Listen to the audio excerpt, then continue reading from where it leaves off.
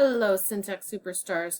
Okay, this video is going to give you step-by-step directions on how to customize your slide deck, and that way you can change up the questions so you can reuse this over and over for years to come.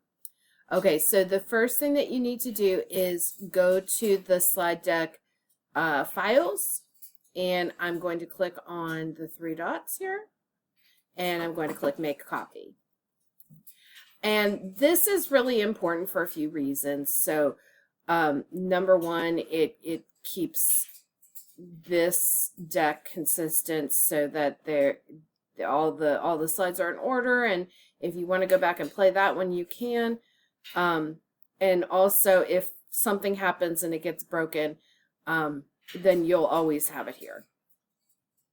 Okay, so now I have my copy, and I just refreshed my drive just to get my copy here. I have my copy, and I am going to open my copy that I just made.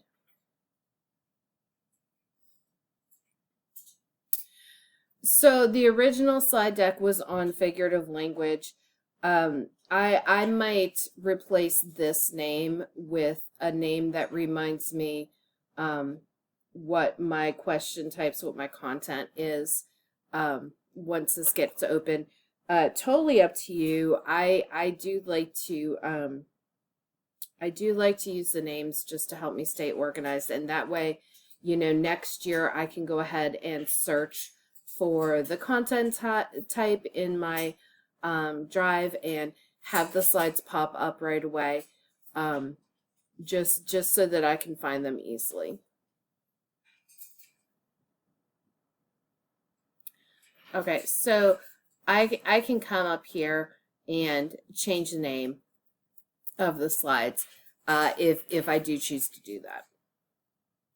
Okay, so the way that you change the content is I'm going to go to one of the question slides.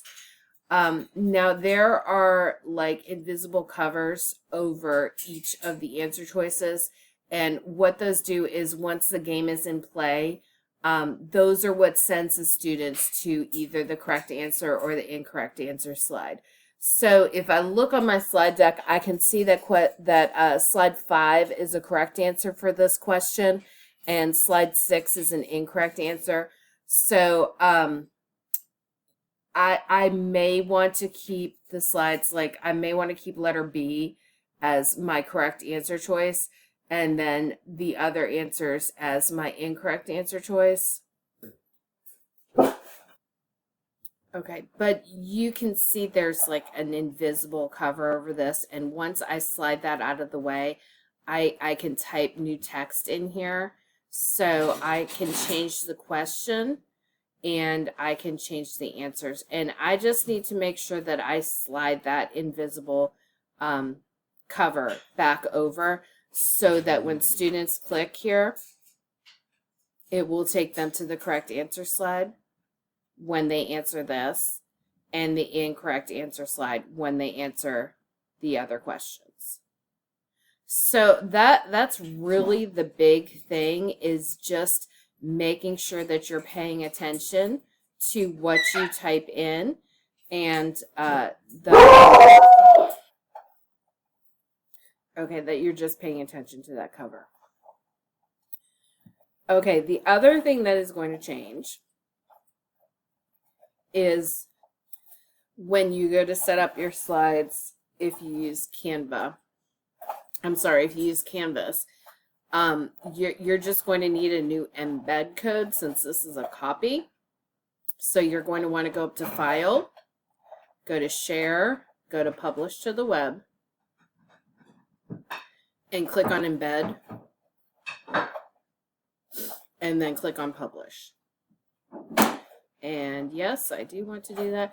This is the code then that I would replace from the original. I would replace this, and that way it's going to link it to my new game. Okay, and that is it. That way you can keep using this template for multiple different content types, and the kids can keep having fun playing it. Okay, enjoy.